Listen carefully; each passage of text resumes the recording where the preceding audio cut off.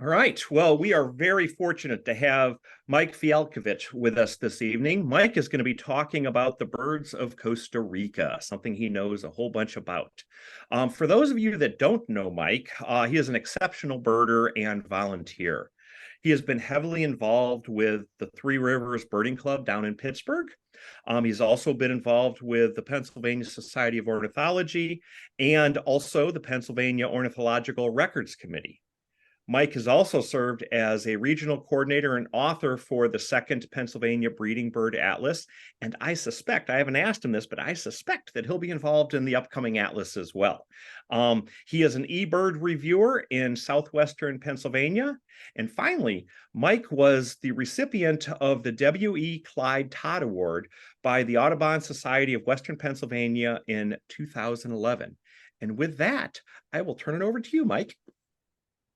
Okay, thank you. Hard to believe I was talking to Brian about it just a minute ago that in May, when we met, when I agreed to do this program, here it is, already October.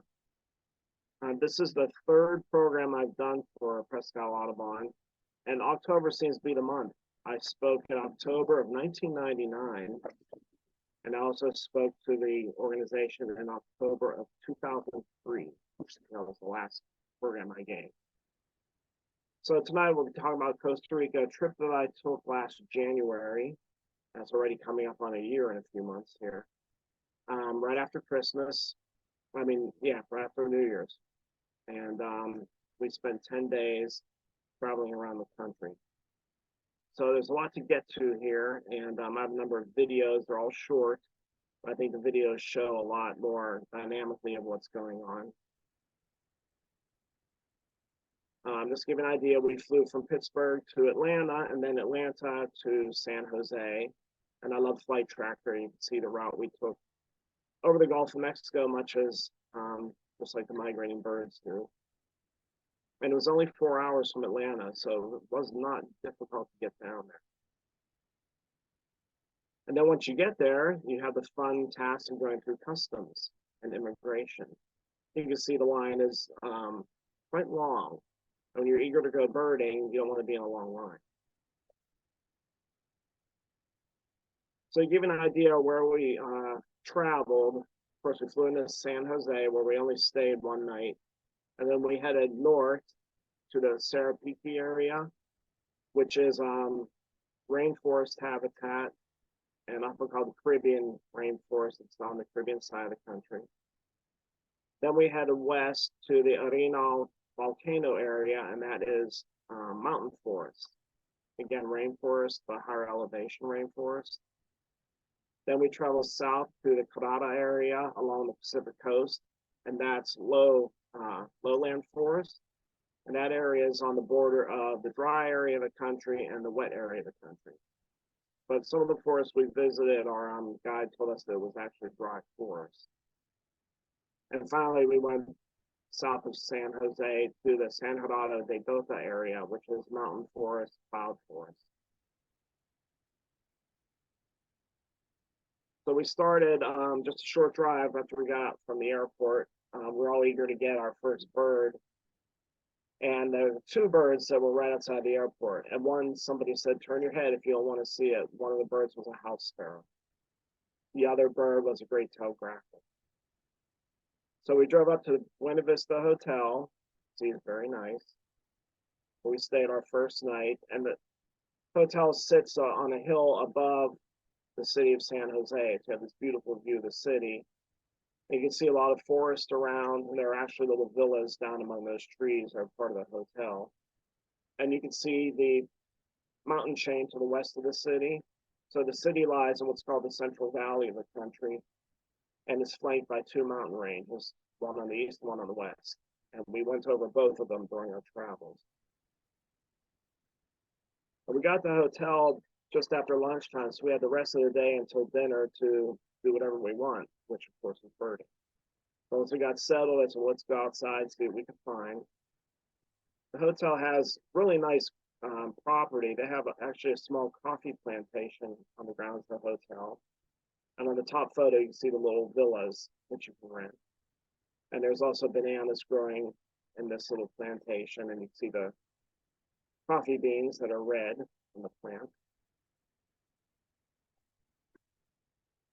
First bird, my first life bird, I walk out of the room and I can hear it, and I know the call of this. This is a red-billed pigeon. And this species is found up to the southern part of Texas.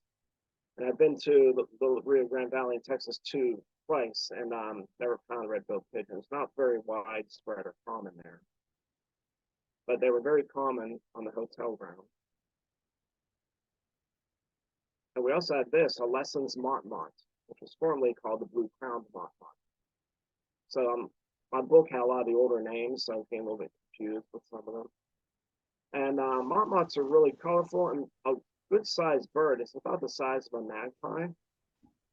And they have this peculiar tail, which has a naked area of the barb, and then these two circular feathers at the edge of the tail, tip of the tail. And they also have this habit of swinging their tail back and forth like a pendulum.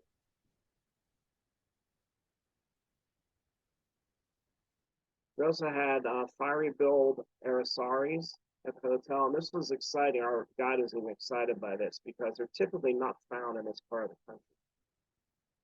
So this is a species of toucan, and we only saw them in one other place, so this was not a very widespread bird.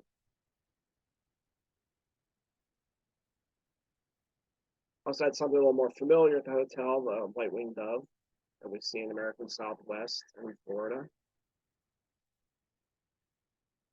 And we had a number of white-crowned parrots, and a lot of them were just flying over or perching in distant trees. Never got a good look at them. But the following morning, this bird was right in a tree right next to the hotel.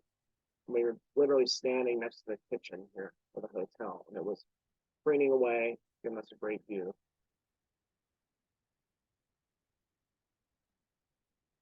And also saw Hoffman's woodpecker at the hotel, and that's on a bud of a banana.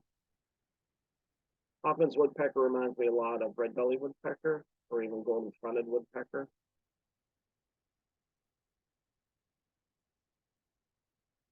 And we also had tropical kingbirds.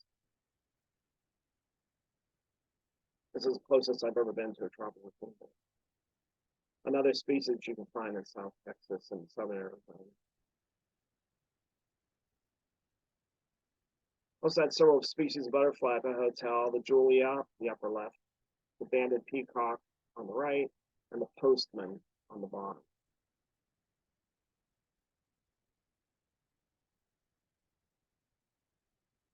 So the first morning we were there for our first full day, a researcher, our guide had arranged for a researcher to come and speak to us about birds of Costa Rica and the research he was doing at the hotel prior to breakfast. So before we had breakfast, we were out birding, and we had a presentation from this researcher. And then we left and started driving up to our first destination, our first lodge. And we stopped along a road here, just outside the city, getting into the mountains, to look for scintillant hummingbird, which we did find, and this is female. The male wasn't as cooperative. The male has a very nice pinkish red throat. And she's feeding on verbena, a species of verbena that's native, but very widely planted in the country, and I think to attract all the hummingbirds. And butterflies love these plants. And we also saw the magenta-throated woodstar here, but it wasn't cooperative for photos.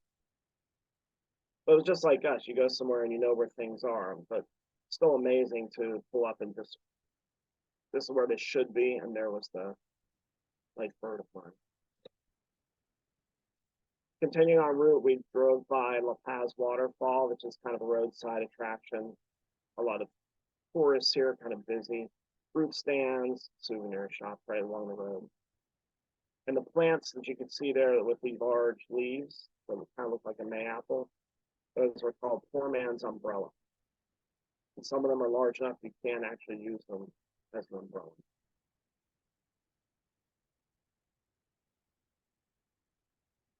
Continuing through the mountains, we stopped at this little cafe. And again, we stop everywhere for a reason. At the back deck of this cafe, they have bird feeders. So we went there to see what we could find. So here's a video. And what you're going to see, because it happens fast, the first bird that zips in is a green crown brilliant type of hummingbird. We also had black-bellied hummingbird, I didn't get a good photo of, which is endemic to Costa Rica and Western Panama. And it's green, its face and its breast are black. But I'll try and narrate while we're going along here. The first is green crown brilliant, then a banana quit, and then a violet saberwing, basically a purple hummingbird. I know that was fast. But here's a better shot, green crown brilliant. This is a female. See the white line under her eye? And the speckled white breast, the speckled with green. So the male would just have a more solid green breast, a small patch of purplish on its throat, and lacks the white under the eye. But she was very cooperative, sitting here for a long time. We also had green hermits.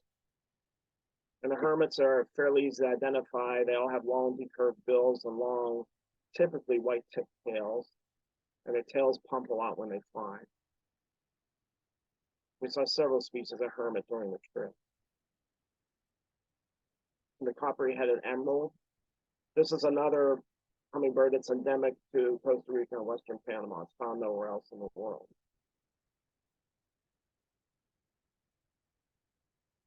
Banana quit. Pose for a second. We also had lots of clay-colored thrushes. This is the national bird of Costa Rica. Good reason for that, they're everywhere. They're basically like our American robins.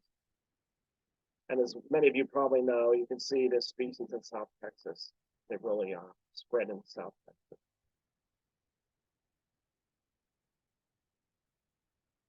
At the fruit feeder, there were common coarse fungus.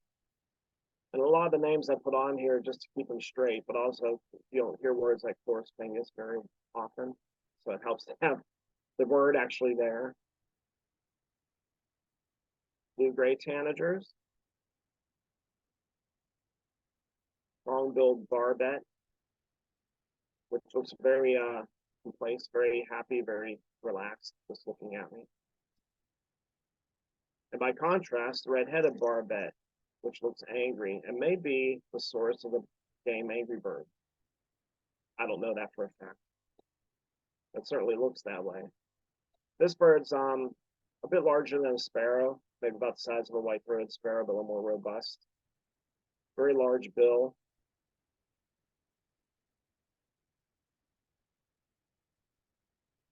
There are a number of silver-throated tanagers at the feeder. And a yellow-winged tanager. This one was exciting. Our guide was excited to see this too. This, again, is typically not found in this part of the country. It's pretty localized. And it had been here. It was known to be here, so that's probably another reason why we stopped here, hoping to see it. And palm tanager. And this was a fairly common one. We saw a lot of palm tanagers at the hotel as well. And when they fly in, their call note to me sounded like when you hear house finches fly over. And when I heard them, I said to somebody, "You have house finches down here?" And then we realized they were the palm tanagers. And a familiar bird we saw plenty of, Baltimore Orioles on their wintering ground. And that was one thing that I was interested in. What would we see that normally breeds here that's spending the winter there? Then we have another video of the feeder. So if you look on the left or right of the prone-billed barbets, blue-gray tanagers in the center, and just to the right of them, there's a get this going. Crimson collared tanager. Then in front of that is a silver-throated tanager. And then a Tennessee warble will come in. I'll kind of announce that. I get this going.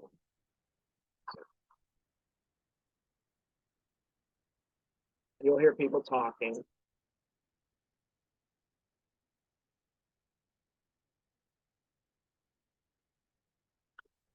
At the top is a Tennessee warble, and it's going to fly down, land on the right side.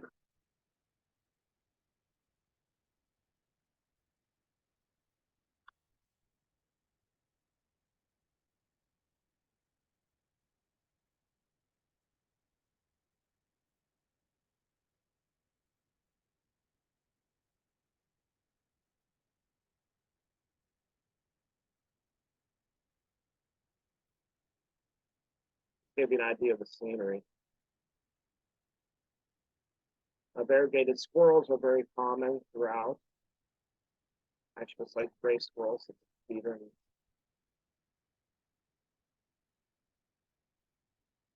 When we finally made it to our first destination, Selva Verde Lodge, Green Jungle Lodge, and give you an idea, that's the bus that we traveled in.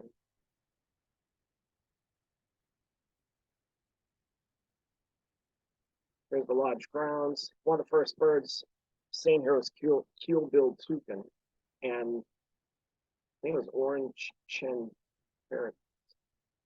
So right off the bat, we're seeing light birds.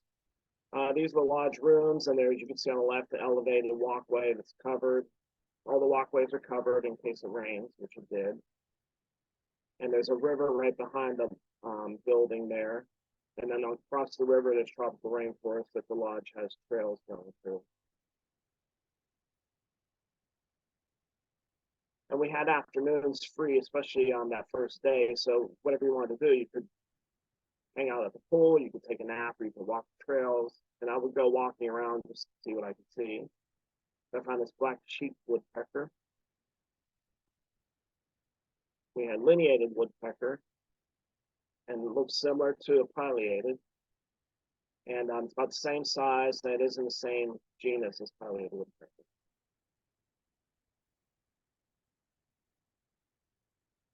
Chestnut-headed oropendola. There's another good sized bird, about the size of a magpie or even a crow, but slimmer. And these birds are feeding on the nectar of these flowers. This is a balsa wood tree. And you see how large those flowers are. And you can even see insects buzzing around the bird itself. And we also had white-necked Jacobin hummingbirds feeding on the nectar. And violet-headed hummingbird. There's a Montezuma oropendola. Again, this is related to orioles. It's about the size of a crow. And this was one of my favorite birds of the trip. Really enjoyed watching them. And they have an interesting sound. I'm going to try playing it for you. Hope it comes through.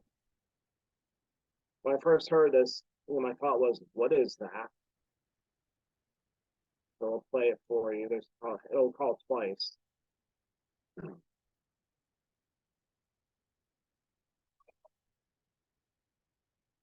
Are you able to hear that? No? Try one more.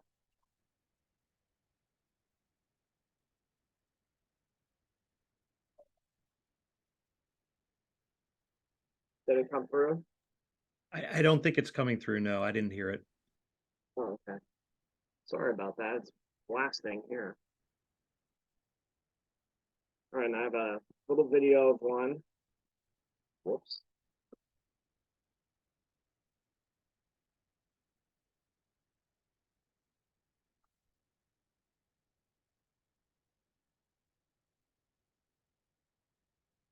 Finding the bananas are empty, so they're going to try the other side.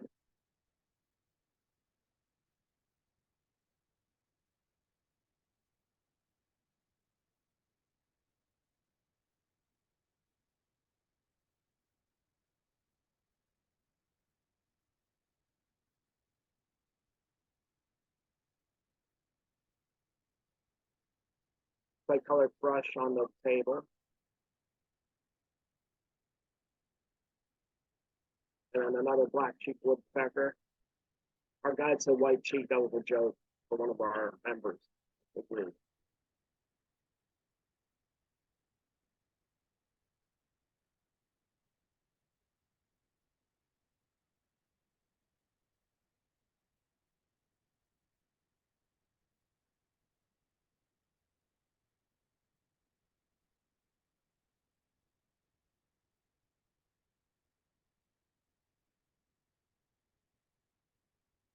Okay. And here's Montezuma oropendola nests. They're colonial nesters, and this nest is probably about 4 feet in length. And they had a couple old ones just hanging up by the bulletin boards. And if I held it to my waist, it got all the way down to my feet. Good sized nest. And here our guide is showing us that and explaining about how they like to nest their wasps for protection. But this is also kind of funny. This is jokingly what I call birding in the tropical rainforest. And you'll see how kind of annoyed he gets at one point.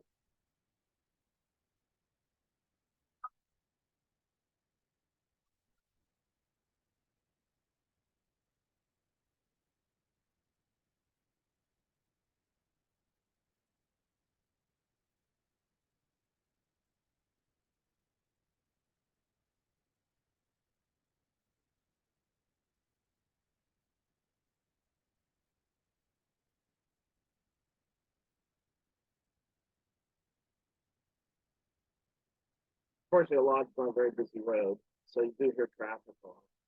But we did cross the road and we saw a rufous moth, the second species of moth finisher. Rufous-tailed jacamar, very small bird, but very long, sharp bill, very long tail. This one's called an eye-ring flatbill, and this is a species of flycatcher. This is one that I found walking alone on the trail, and I saw it, and I thought, I don't know what this bird is. And then you kind of feel like a beginner because you're kind of, okay, that's an eye ring, it's green, it's kind of streaky on the breast. Then you're trying to look for the book, and you do really feel like a beginner if because there's just so much to see down there. It's impossible to know them all. And a pair of scarlet rump tanagers,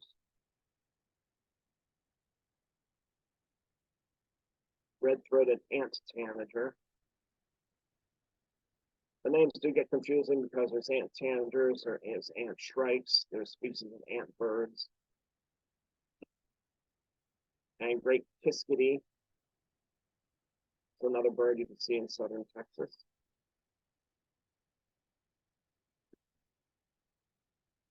Slayey-tailed trogon, our first trogon of the trip. This is a female. The males have more of a entirely red bill, and you can see hers is yellow on the lower mandible and she has black upper mandible. If she would face us, you would see a red belly on her, and the male has a green breast and red belly.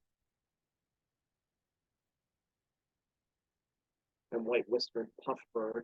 Several species of puffbirds down there, and they're sit-and-wait predators. They sit quietly on a branch and survey their surroundings. If they see maybe a lizard or an insect, they'll fly out and grab it and return to their perch, much like flycatchers do. And this is a male.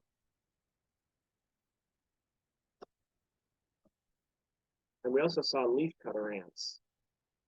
And this was amazing because this is something I've seen on television and never saw live until I went to Costa Rica.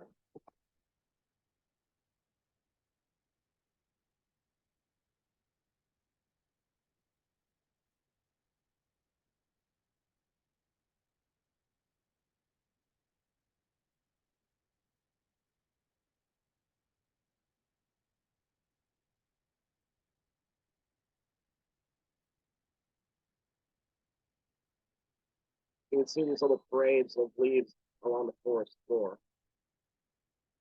We even saw an area that our guide shows where they actually cleared the forest floor of all vegetation. And you can all see their refuse pile. So it's a big conical structure of just their trash, basically. And we saw ants climbing a tree with mouthfuls of the trash they want to get rid of, and they would just see them all dumping it onto that pile. And there are several green iguanas in the trees at the lodge. This one's a male with his big gular flap on his throat. And this is a female. There were two males here, and they were both doing head bobbing displays, probably to intimidate each other and to impress her.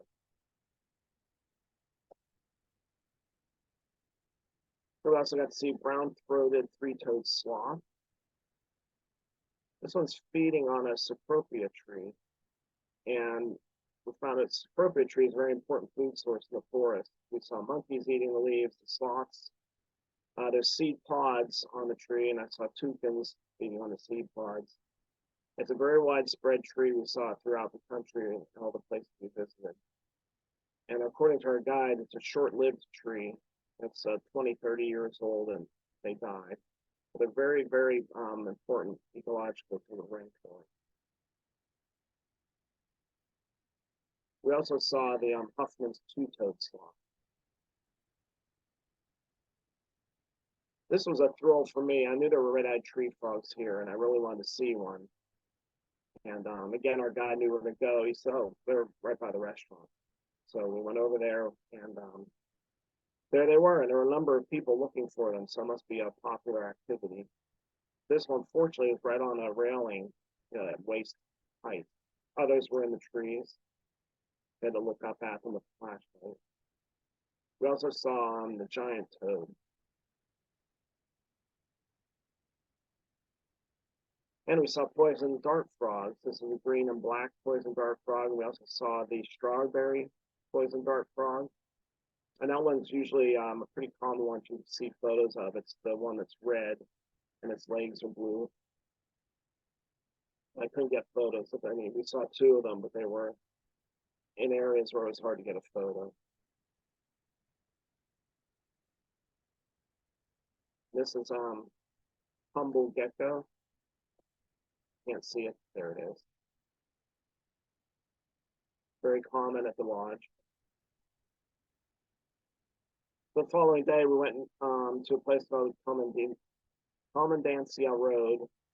This was an area of just open grassland and brushy areas that our guide thought would be good for different birds. The first bird we saw here was tropical peewee. We also had pale-vented pigeon. And this power line was pretty popular with a lot of birds. You'll see I have photos of them all perched on this power line. Pair of red lord parrots.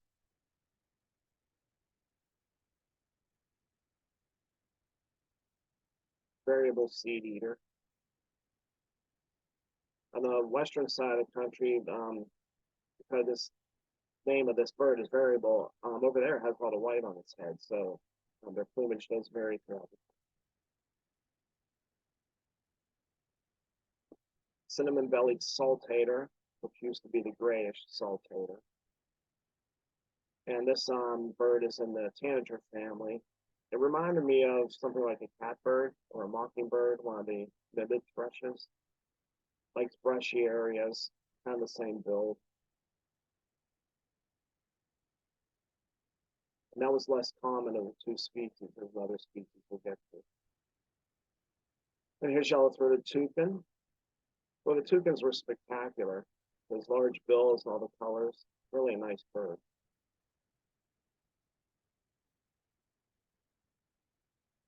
Gray-capped flycatcher. We also saw a social flycatcher, which is very similar, except it has a white ring on the side of its head, a dark cap, and a dark iris.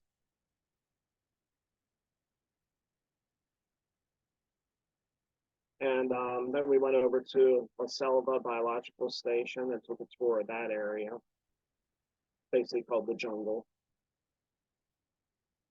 And again, tropical rainforest. Larger trees are typical of the rainforest with these buttressed roots, which help stabilize the tree because the soil layer is so thin in the tropics. And the roots are at the surface because the soils here don't have a lot of nutrients either. So they have to absorb what they can from the surface. But having those shallow root systems puts them in danger of toppling over. So the roots grow these buttresses, which help stabilize the tree. So here we saw cinnamon woodpecker. And that was probably about the size of maybe a hairy woodpecker. Squirrel cuckoo. I wish it would have turned around. It has really big white spots on the underside of its tail. And semi-plumbeous hawk. Reminds me of a small buteo.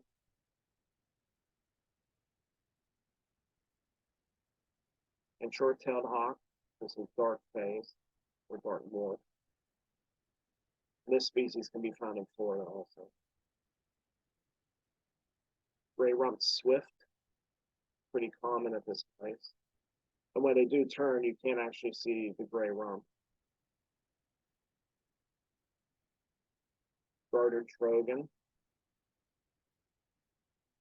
Trogons can be tricky. You have to look at their undertail for the patterning, which is unique to each species. This one you can see has a little bit of barring on the wings, which is distinctive. And we saw our first monkeys. These are mantled howler monkeys. This one's just taking it easy on the branch. And our guide asked when we were walking along the trail, he said, "Do you smell that?" And it was a musty smell, and he said that was the monkeys. You could smell them.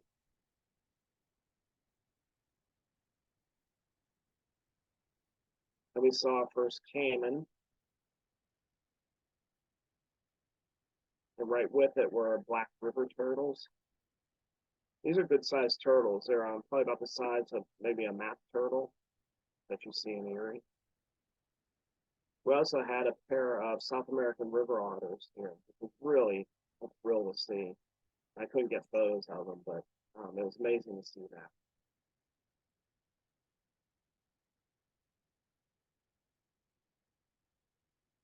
Following day, we took a trip, our first of two boat trips. This one's on the Sarapiqui River.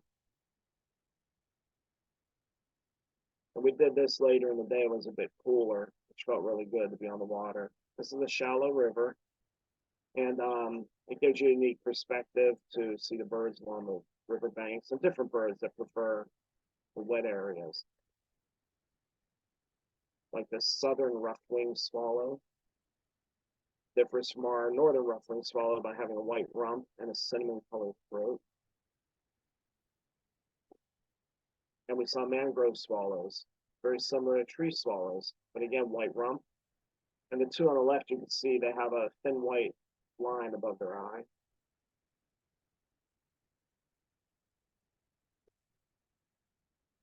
And this isn't a very good photograph because the lighting was terrible. It's a long-tailed tyrant.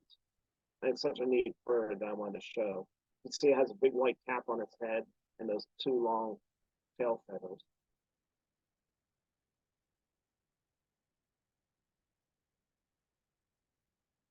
And we were thrilled to see our first green macaws. Green macaw is not very, very common or widespread in the country. In the Caribbean area, that's where you're going to see them. We even saw them entering a nest box that was erected to help provide nesting opportunities for them to help increase their population.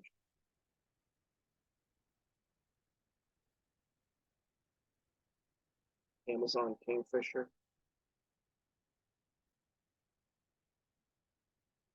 And the American crocodile.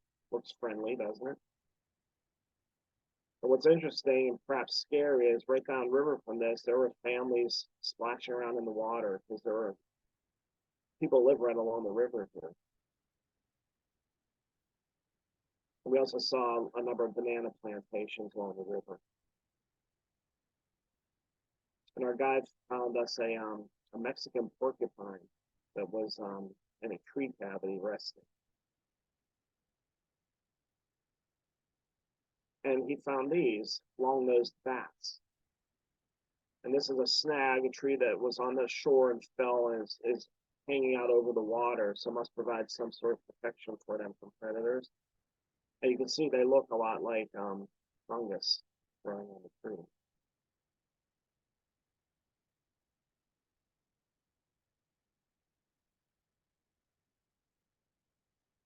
Next, we went to a small ecological center in the town of Danis, where there was a colony of boat-billed herons. And some of them had their active nest. We saw one with eggs. And there was a small pond in the middle of the forest where these birds were making their living. And we found another familiar bird, a northern water thrush. And we saw a number of northern water thrushes throughout the trip, either along rivers or in small ponds on their wintering grounds. I believe here there was a hooded warbler also, but I missed it. This is the other species of saltator, buff-throated saltator. This was the one that was more common and more widespread.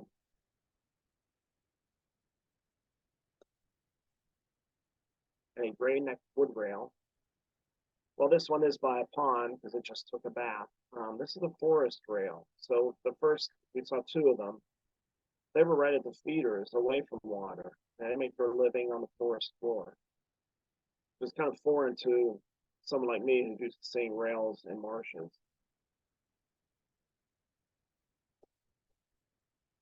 And we had more caiman, this little pond. And a spectacled owl roosting. I think like us, there's someone knew that he was here and told our guide that he'd find it, this particular tree.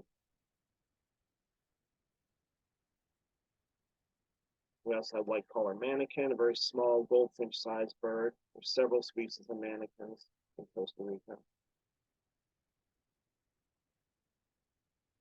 And yellow-throated euphonia.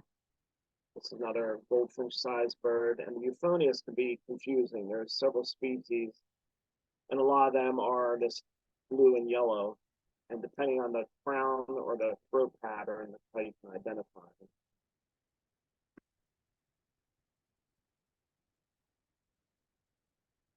Another crimson colored tanager, better look at one than I showed earlier. Beautiful bird. And collared aracari. So we had the fiery billed at the hotel. This is collared. This was much more common. We saw a number of these, and they were feeding on bananas here at the feeders. And our guide was pointing out to us to look at the bill and see the serrated edge of the bill. And he said nothing's going to get away from that because these are predators and they're feeding on fruit here. They'll also snatch chicks and eggs out of nests like most toucans do, or they may catch a small reptile or amphibian. And this is a good sized bird. It's probably, again, magpie size. It's larger than, say, a blue jay.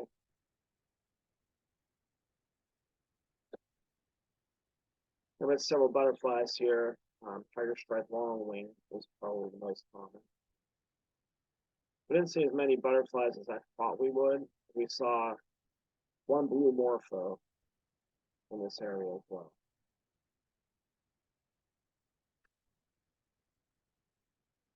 Okay, so leaving there, we're headed to the Arenal area.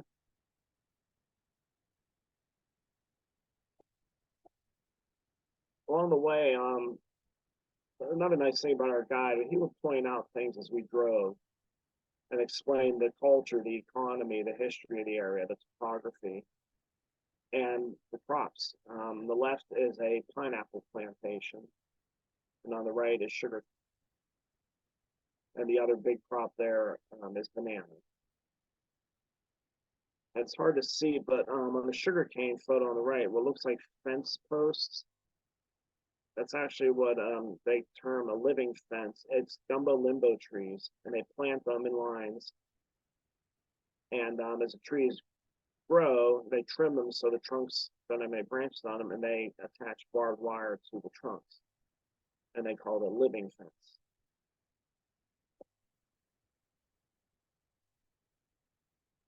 So we arrived at the Arenal Observatory Lodge, and you can see the volcano in the background looking quite ominous.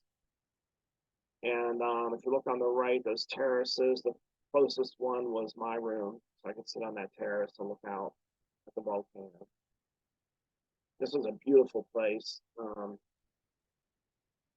almost see the summit. Sometimes the summit shows itself and the clouds blow away from it. And you can see on the lower right, all that fruit. All that fruit is stuck on branches that are on a tall pole. That's their bird feeding station. And I was thinking, oh, the highway elevations, look, there's pines. And then I was told the pines are actually not native. They're Caribbean pines, but they aren't native to this area. And there's a big observation deck. Watch the feeders. That's the restaurant. But there were waterfalls here. There were beautifully landscaped gardens. There were trails through the forest. There was Adenal Lake. This was just a beautiful spot. And I kept thinking to myself, really, I'm only 4 hours from Atlanta, Georgia. And it's like you're in a whole nother world. So the feeders attracted brown jays. Again, these were fairly regular in South Texas and then disappeared for over a decade. And this year, they've seemed to have returned. There's another small group of them along the Rio Grande. And this is a large jay. It's probably about twice the size of our blue jay.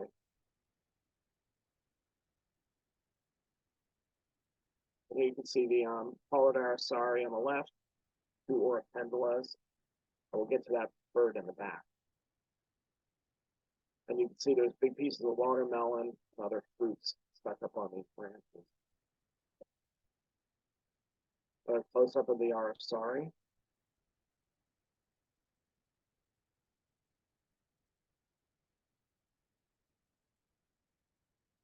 Crested guan, a pheasant-like bird, about the same size as the ring-necked pheasant. Golden-headed tanager. We also saw emerald tanager, and unfortunately, didn't get a good photo of any of them. They're neon green and black.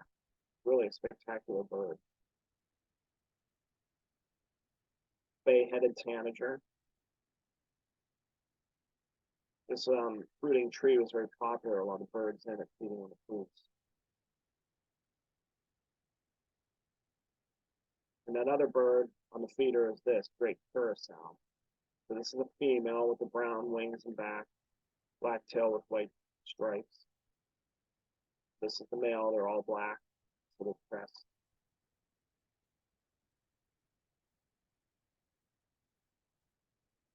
So the green honey creeper, female. You can see how well that watermelon was cleaned out by all the birds. There's a male green honey creeper. And then in the gardens around the lodge were, again, all big plantings of these verbena plants that attract hummingbirds. This is a female green thorntail. She was very cooperative.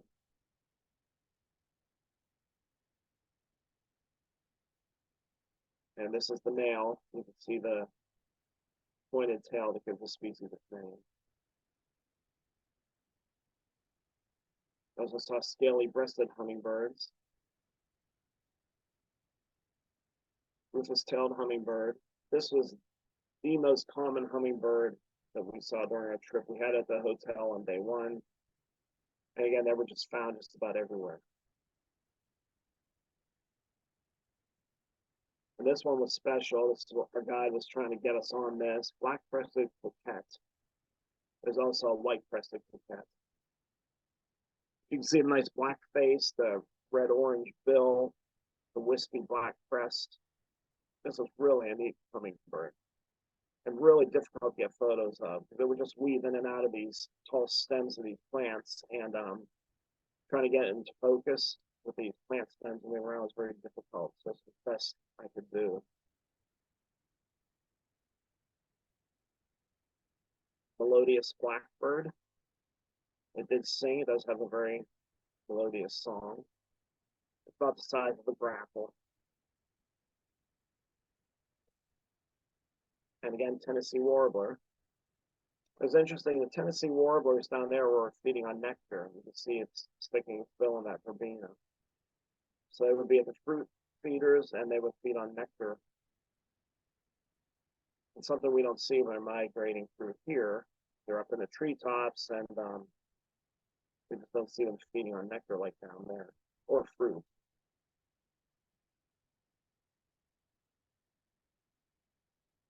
Another euphonia, all back euphonia.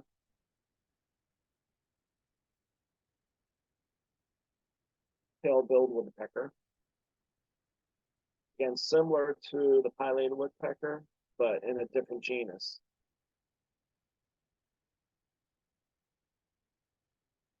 And we saw white-nosed kalani. Actually, quite a few of them here. There's a large group of them under the feeders, picking up the scraps from the birds.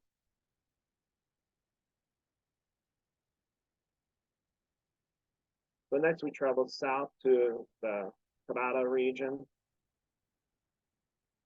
along the coast.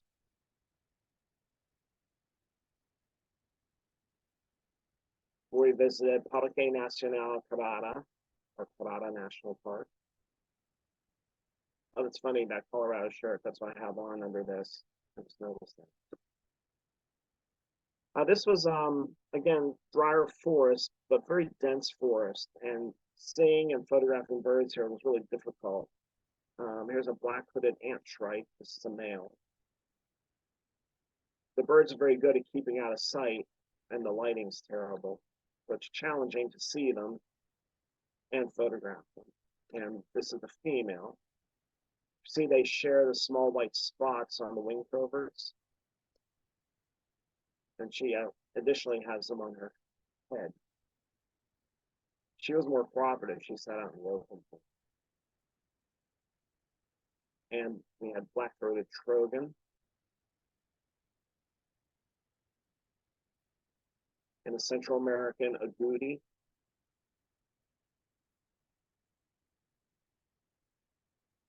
And lesser white-lined bats. There are several of these resting on a very large tree in the forest.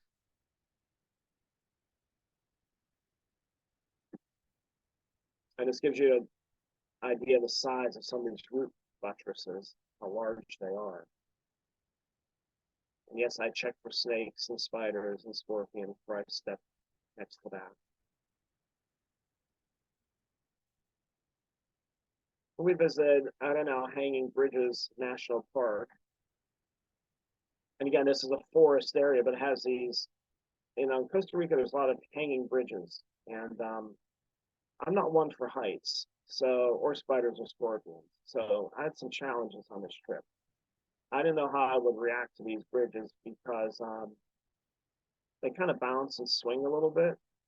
And I found out the faster you walk, like to get across them, the more they bounce. So it's better not to walk fast. And there were two of us that were a little nervous about this, but we made it through just fine. We were quite proud of ourselves. There I am walking on the bridge. You know, they're varying heights. Some are quite high, some aren't so high, but it gets you in the canopy of the forest, so you can see the birds and wildlife that frequent the canopy.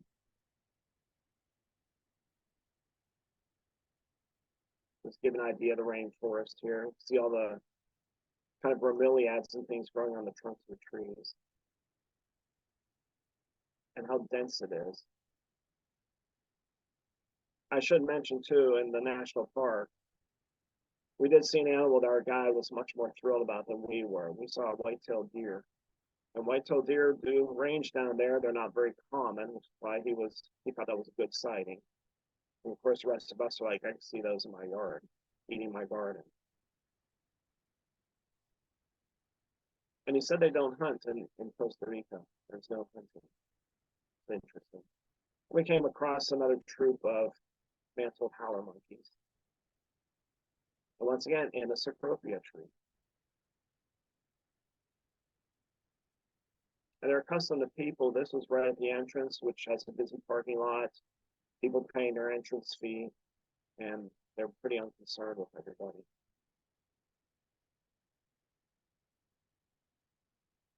And then here, one of the birds we got to see was barred ant shrike. This is a male, the female is browner. White-faced nun bird. And this is one of the puff birds. And apparently this species is declining. No one seems to know why.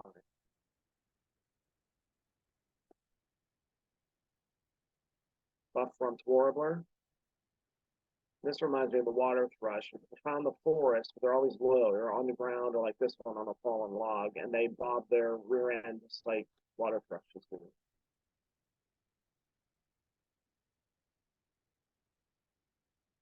and we had army ants in several places. And again, this is something I saw on television since I was a kid, and it's just amazing to see this live. And then there's, as you also see on television, there's several species of ant birds that take advantage of the army ants as they're on the hunt, capturing insects that are fleeing them. And there were just a number of them. I didn't get any photos of any of the ant birds because it was just so dark in the forest. But we did see a spider, a good-sized spider, running to escape the hordes of army ants.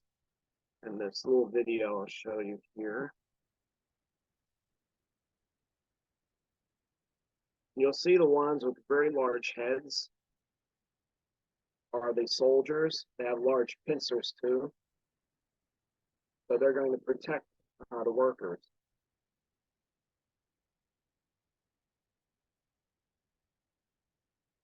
There's one there. Then all of us were saying it's like the National Geographic moment. You know, just remembering seeing these things on television, just being amazed to actually be there to see them. We did see one that a couple of the ants had leaf cutter ants that they were carrying. So our next lodge was the Cerro Lodge. Cerro means hill, so hill lodge, and it was in the hills. We were greeted by this spiny-tailed iguana. So we got off the bus, and I turned around, and there was a iguana there. I don't know where it came from, but there he was.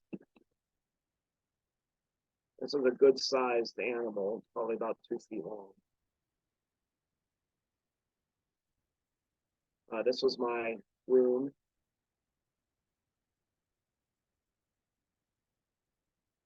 This is the shower. I just wanted to show you this. I've never seen a place with a shower like this or a bathroom like this.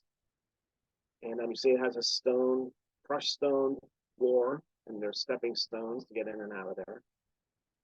And some of the bathrooms at this lodge are actually outdoors. So they are blocked off by kind of a metal wall, but it basically has 3 walls on it, and you're outside where you shower and use your bathroom. And this is the largest grasshopper I've ever seen in my life. I'm not sure what species it is. I know there's species called bird grasshoppers, and maybe this is one of them. I'm not sure. This was a monster. And right outside my room, we had what's apparently a Rosenberg gladiator frog. And someone identified this through, had identified through a naturalist. And here we got great looks at scarlet macaws because they come into the feeders right at the restaurant for fruits and seeds, and it's very accustomed to people. And you can get very, very close to them. And we were eating breakfast, and people were sitting at the table right near the railing, and the workers there put seeds out on the railing, and the birds came right in. There were 2 of them.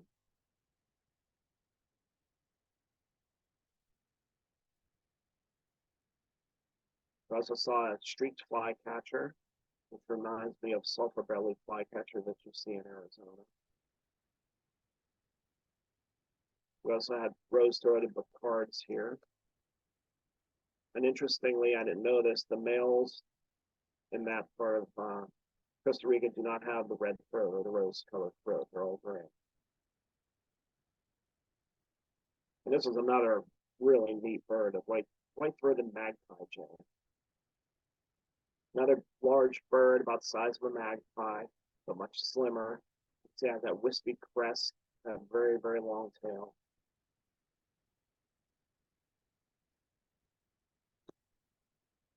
And we have rufous-snake wren. This was a common bird. We had this at the hotel the first day, and pretty much throughout the area. And this is a good-sized wren. It's about the size of a cactus wren. And we actually watched them build a nest on one of the trees at this lodge.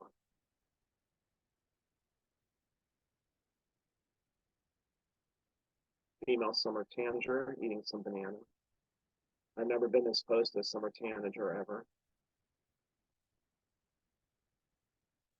And again, a bird that on the wintering grounds that breeds in North America. We had an olive sparrow right outside the lodge along the road. Other species that reaches southern Texas. We also had yellow warbler here on the wintering grounds. And a common rocky at night. We tried calling some owls, we were unsuccessful. And hopefully you can hear this. This is a howler monkey calling along the same road, and I'll see play the video to see if you can hear it.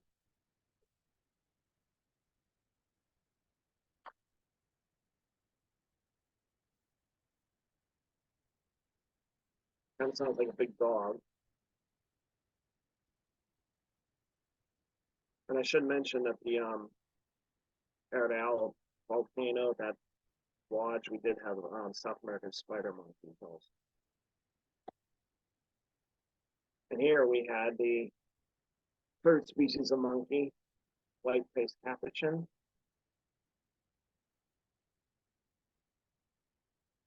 Again, they came to the feeders for fruit.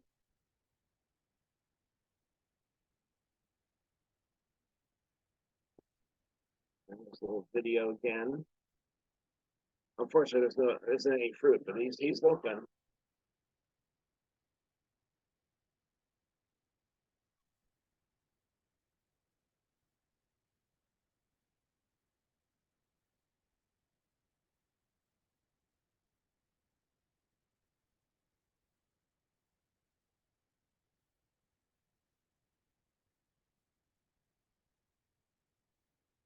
See with the ease it has just walking across that branch. No problem at all.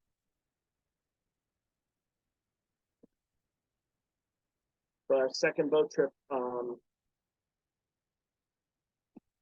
this is right near the Cerro Lodge, just a few minutes away. This is the Tortocoles River, and the river mouth dumps into the Pacific Ocean. So we did take the boats all the way to the ocean, which is just about a mile down from here. These are teak trees, not native to Costa Rica, but teak was brought in for lumber. And the river has a lot of mud flats and has mangrove forests. And of course, you can imagine these habitats are attractive to birds and other animals. So here's the mangroves. I know one of the species was tea mangrove and has these very large white flowers. We were looking for mangrove hummingbird, which we did not see, unfortunately. But on the mud flat, we had colored plovers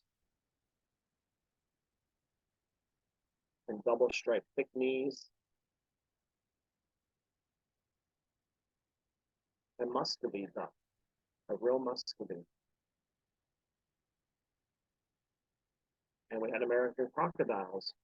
And this is a very popular spot on the road on the way into where we got the boat.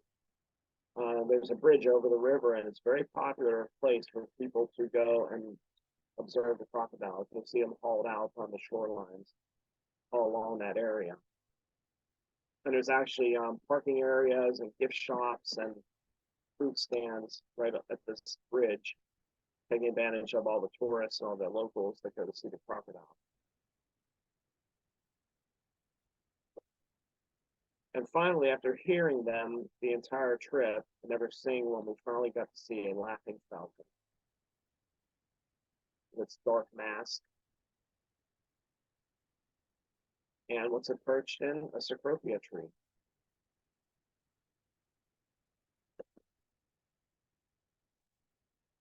A lot of spotted sandpipers on the wintering grounds here. So again, a bird that nests here and we're very familiar with, and it spends the winter there. And there's a single laughing gull with them. But spotteds were common along both the river trips we took. Along with, we had black-bellied plover, we had black-necked stilt, we had greater yellowlegs. Along this river, we even had blue-winged teal. We had royal tern. And at the mouth of the river, near the shore, we had frigate birds, magnificent frigate birds, and scarlet macaws. This part of the country is the best place to see scarlet macaw. There are a few on the Caribbean side, but they're much more common on this side of the country, the western coast.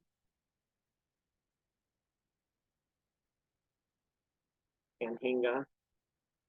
There are also a number of whimbrel perched with the anhinga. And this was an interesting bird. This is mangrove vireo, sorry. And our guide said this is really good because they usually don't come out in the open or come very low. But this one was very, very cooperative for us.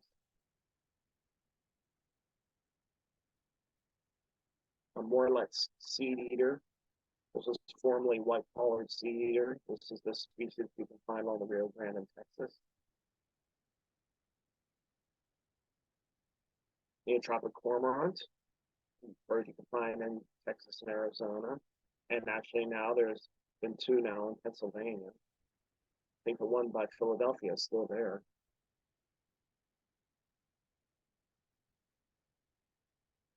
Stripe-headed sparrows. They're a rather large sparrow, some along the white crown kind of size. Fox sparrow, that same size. We also saw painted bunting here. And we saw another species of motmot, turquoise browed, the most colorful of the 5 species of motmot that we've seen, and the smallest.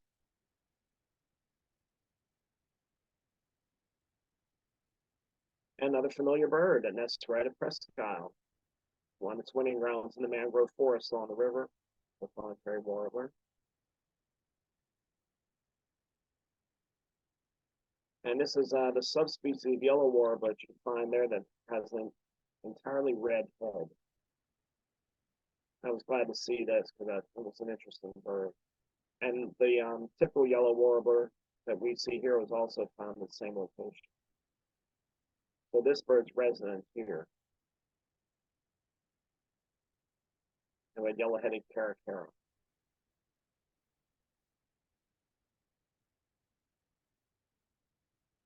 Then our final area that we visited is San Gerardo de Dota in the south, and this is an area of high mountains and cloud forest.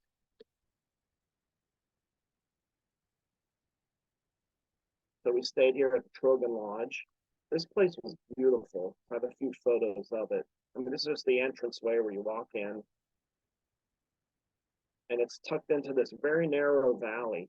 And you can see how lush it is and all the plantings. This place was beautifully landscaped. And it was a great place just to go birding, walking around the grounds. This is the office. Again, you can see all these flowering plants and that shrub in the middle, just right at the stepping stones, was very popular with hummingbirds. And that was my room, which I managed to fall down walking up to it. I didn't get hurt, luckily, but did take a spill. And it's right along this river. Again, beautiful place. So what did we see in this area? Well, walking down the road that the lodge is on, we saw dark peewee. We had a black-throated green warbler, which I missed, unfortunately. Prairie-throated hummingbird. This is another endemic species to Costa Rica and Panama. Striped-tailed hummingbird. Large-footed finch. This reminded me of more of a thrush than a finch in some ways. And there were even 2 right outside the window of my room feeding. And torrent tyrannulet. This is a species of flycatcher. And we had one at that first waterfall I showed you, the La Paz waterfall. I didn't see it there, but they love turbulent streams. They perch on the rocks, and I guess take advantage of the insects attracted to the water. We had slaty flower piercers. You can see this one in action. These birds were very, very tame. The first one that I saw was about a foot from me. I could almost reach out and touch it. This, I was walking from my room to somewhere on the grounds of the Trogan Lodge, and this one just appeared right in front of me. And you can see it's in action. It's piercing the base of that flower to get at the nectar, because these birds lack long bills and long tongues that you see in hummingbirds that can access the nectar. So what for them, they just snip off part of the flower and then add it back to the school. And I saw hummingbirds taking advantage of that hole they left behind to gather nectar from the flower. It's a very small birds. It reminded me somewhat of a kinglet.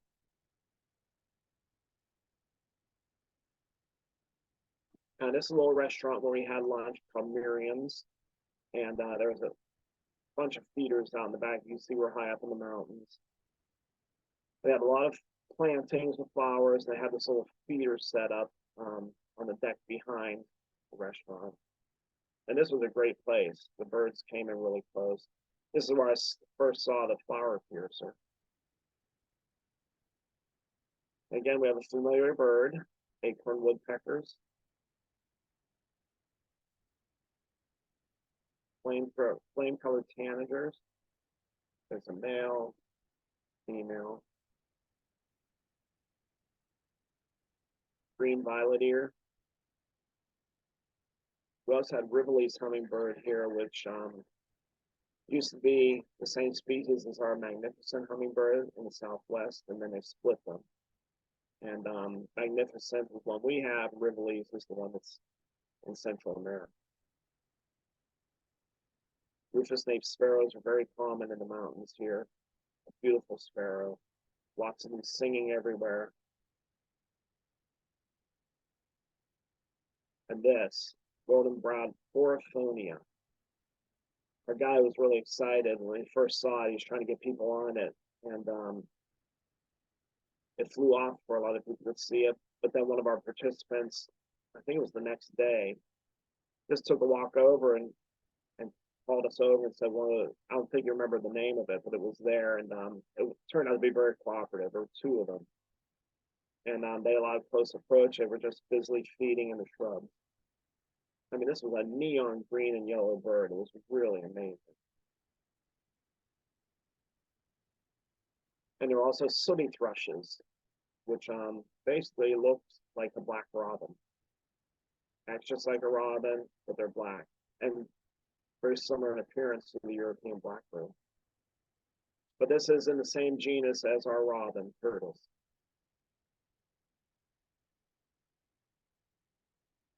Here we have the sooty cap chorus fingus, and we have the common chorus fingus back at that cafe at the beginning of the program.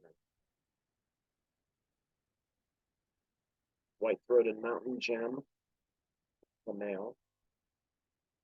And this is the female, very different looking bird.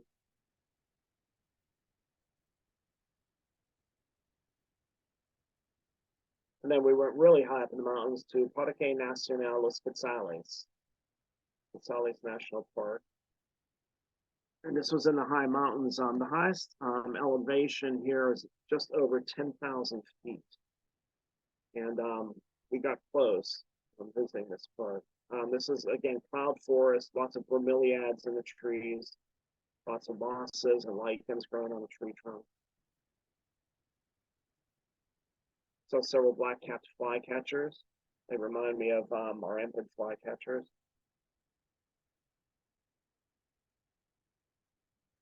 Black-cheeked warbler. And this reminded me of going out in the mountains, just east of Pittsburgh, Laurel Mountains or the northern mountains in Pennsylvania, where you get warblers that you don't see in the lowlands, or even going out west and doing the same thing. Collared redstart. This is a bird I was really hoping to see.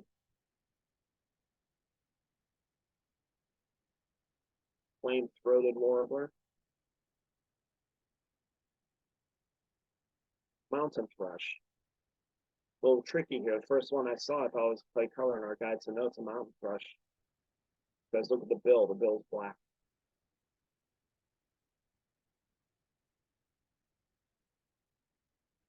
And this is the highest elevation we got to find several alpine species. The shrubs there are species of bamboo. You can see it's a popular spot for all the communication towers. And our guide told us you can, on clear days, you can see both coasts from here. You even get plants like this one, a type of paintbrush, something you would not expect to find in the tropics. So one of the high elevation specialty birds we went to see was peg-billed finch. I apologize, the lighting was really harsh here. We heard timberline wren. We didn't get to see it though. And we had volcano junco.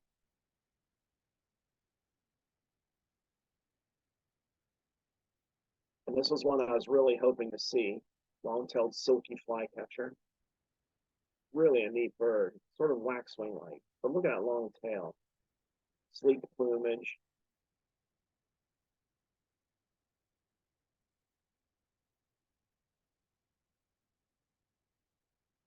And of course, the bird everybody goes for are quetzals. And our guide told us, he said, please don't call it a quetzal. Please say quetzal. And there he is. There was a farm where there are wild avocado trees. And apparently these birds feed on wild avocados on this farm. And the landowner allowed visitors to come to observe the birds. They even put up, this is a perch that they erected. They erected several of these perches so the birds would come and sit on them. And they do. And that allowed everybody to see them. And they grew bromeliads on them, so it makes for kind of a nice composition.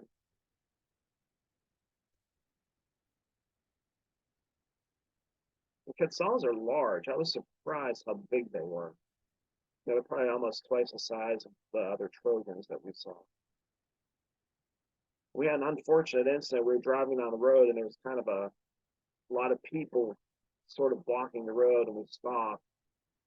And the guy talked to them, and he said there's a female quetzal, and she had struck a window of one of the lodges nearby. And she was sitting right next to the road, next to a phone pole. And we couldn't see it. And there was a person staying there trying to keep people away from it. And then we saw her fly off and land in a tree. And we all felt bad. We hoped that she would recover from that strike.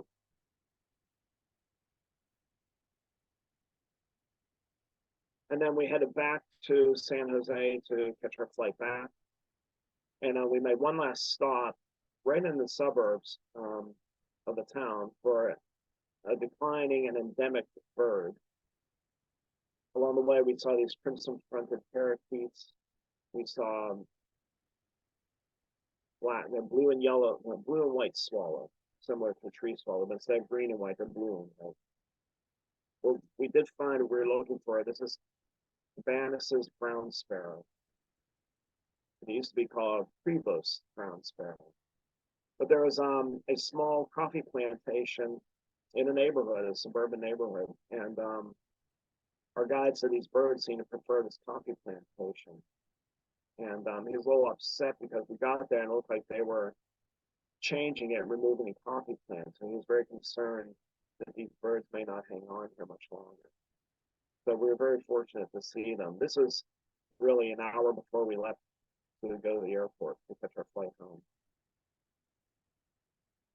It was interesting, the landscaping down there and in this area were plants that you would see in your home or in your office that you could buy at Lowe's or Home Depot. You know, dracaenas and things that we use for house plants, we use for landscaping down there. And we actually went through one of the cloud forests. There was a farm, and I'm looking and I'm thinking, these all look like house plants. And then our guide told us that this is a farm where they grow tropical plants for export for use in offices and homes and shopping malls and things like that. And just to show, interesting that we took a different route back to Atlanta than going there. So we flew over Cuba and through Florida. Just give you some stats. For the entire group, the total number of species was 353. We had 10 species of parrots and 28 species of hummingbirds. The hummingbird total, I think, is around 48 species. The parrots, we got almost all of them. Personally, I saw or heard 309. Well, I saw 309 species. There were an additional 20 that I only heard, didn't see, and I got 222 life birds on the trip. So I thank you for your attention. I know that was a lot to cover. I hope it made some sense. And this is the mouth of the Turquoise River. So that's the Pacific Ocean at sunset. A beautiful time to be there. Well, that's wonderful, Mike. Thank you very, very much. You know, it's funny. One of my questions was going to be how many lifers for you, and you closed. Yeah. I took care of that. That's great. Well, thank you. We've got a few questions in the chat here. Reverend Beth writes, would our banana tanagers eat bananas? You know, the only thing I never saw them at the fruit feeders. They're always on nectar feeders or on flowers. So I'm not sure about that if they would or not, but I didn't see them eating fruit. I think maybe Reverend Beth was asking, would the tanagers around here eat bananas? Oh, okay. Well, you know, that's an interesting point, whether it was meant to be or not. But someone mentioned, you know, when we saw the Tennessee warblers at the fruit feeders, and they said, well, you know, I wonder if I'd put fruit out when the Tennessee warblers are migrating at home, would they come and feed on it? So the same could be said about the tanagers. You just wonder. Now, obviously, people get orioles to come to feeders here with oranges and things. But I'm not so sure about the tanagers or like a Tennessee warbler. We were wondering if perhaps there's a diet change from winter to summer or migration. So it's a good question. And we did discuss that. You know, I don't know if anyone's going to try it, but it's probably worth a try. I know I've seen, I'm trying to think, I was thinking if someone gets summer tanager around here as a stray, because they do come to feeders, what they were feeding on. I want to say grape jelly, but I'm not sure. So Izzy has a couple of questions. She asked, what's the name of the trip she'd like to go? And what month were you there? What month is the best month to go? We were there in January, from January 4th to the 14th. And that's kind of the dry season, so that's a good time to go. Basically, the wet season starts in April. And I mean, you can go there, but you probably have to dodge a lot of rain or deal with a lot of rain. So April until almost our fall will be their wet season. So the dry season starts in January and runs through April. And that's probably the better time to go because the weather is better. And the other interesting thing, our guide had told us, if they really get into the dry season, the trees there all drop their leaves. So it seemed odd to me to be in somewhere that's 80 some degrees and hot and humid and not having any leaves on the trees. But apparently that's what happens. Florida. You can go. You don't have to stay anymore. Well, I thought you wanted me to go on a trip there. Are you serious? Mary wants to know if you got cool bird fatigue. Yes, a good question. That again? I didn't get the question. What was the question? I'm sorry. Mary wants to know if you got cool bird fatigue. No, it was overwhelming because somebody asked that. They said, were you overwhelmed? And I said, yes, but in a good way. And I look at everything too. So that's the other problem. I didn't even do plants on this. If we did plants, we'll be here another hour. It's trying to figure all that out too. So, and thankfully our guy knew a lot of plants and our guy knew, you know, the sloths. I knew there were 2-toed and 3-toed. I didn't know the full name of them. So he was very good with a lot of that also.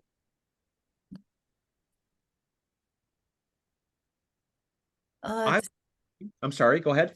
Yeah, there's a question here. How were you able to keep your list with all those photos? That's a lot. Yes, it was. Well, they gave us a very nice checklist, and show you, here it is. And every evening after dinner, we went through the day and checked off what we saw. So I had the dates for that and basic locations. I did, a lot of us did eBird, but our guy did eBird, and he shared the list with us. So that helps again with date, location, especially because you don't know. I don't know where I am down there. I even went to AAA and asked for a map of Costa Rica, and they said, I don't think we have that. So the eBird maps really help with that. And if you do iNaturalist, that would help. And I know the other question I remember now, sorry, from earlier, like what trip was this? Our local Audubon Society set this trip up. And they're open to anybody. So if you would check, their website, but they work through a company down there called Holbrook Tours, HOLBROOK. And they actually run, I think, the Selva Verde Lodge. And they provided the guide, they provided our driver and the bus, and that was all part of that package. So Holbrook Tours does, adventure tours down there, photography tours, wildlife watching, birding. And their website is full of information on all their tours. And you're with Audubon Society of Western Pennsylvania, true? Okay, Sure. yeah, we should check their website because I know every so often they advertise different trips coming up. And Carolyn wants to know what preparation did you do ahead of time to ID the birds? Well, I didn't have much time. We left January 4th. So I got the book for Christmas. And so Santa Claus didn't bring it earlier for me to prepare much. So, and you can imagine with holidays and all the busy things you're doing, I tried to look through the book as best I could. But again, you're overwhelmed because you're not quite sure where things are, how common they are, how uncommon they are. So I had a little bit of difficult time, but again, our guide was very helpful. And, the photographs, like I said, using the dates and all that to keep them straight was a bit of work. And it took me several months before I got through them all, got them all labeled and organized. Then I have a Flickr page. They're on my Flickr page. So it was a lot of work, but it was good work.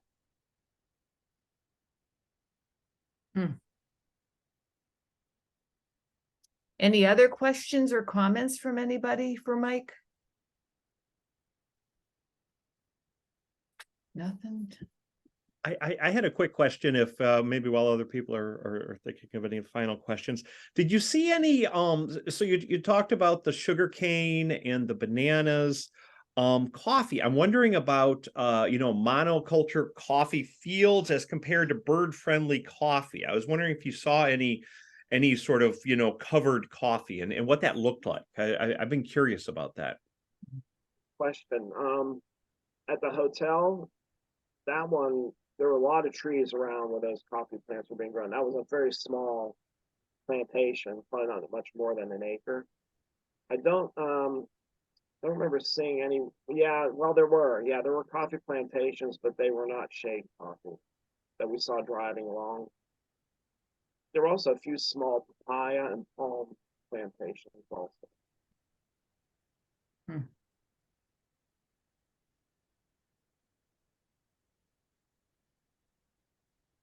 Any final questions for Mike while we have him here? This has been a wonderful talk, Mike. Thank you so very much for this. Oh, thank you very much. I was happy to do it. I just hope it wasn't too long. No.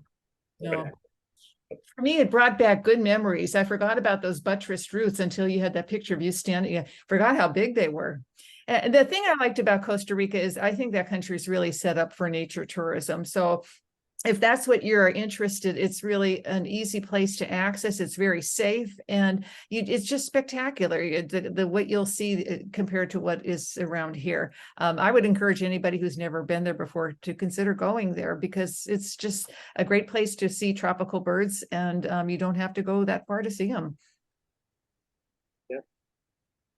This is Mary Birdsong. I just want to say hi, Mike. Hi, Mary. Glad to see you're here. Thanks for the talk. Oh, you're very welcome. I enjoyed Costa Rica for the very short time that I was there. I want to go back. Yes, I do too. Yeah, I want to go now for the first time. Great. The other thing, a lot of the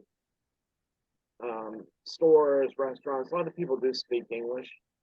Not everybody, but again, we had a guide who, is native to there, so and spoke English very well. So he was very helpful in that regard too, because he would handle a lot of things where he had to do a lot of conversing.